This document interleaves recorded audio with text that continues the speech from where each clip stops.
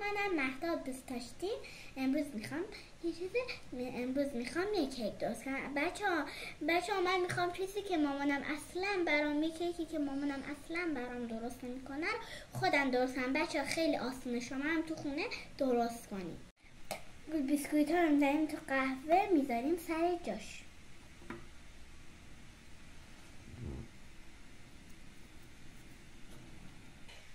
حالا خمر رو میزنیم رو بیسکویت ها.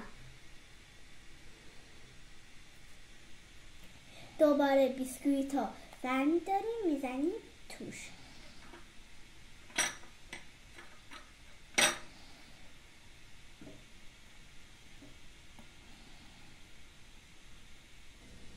حالا که خامه زدیم موضوع رو بالاش میچینیم، وسطش میچینیم.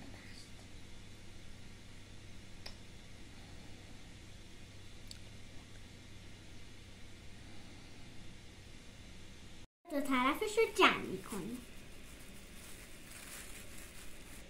دوباره روش خامه میمالیم.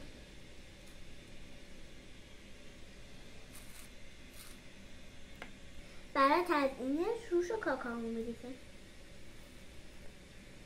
روش رو با موز تزیین میکنیم.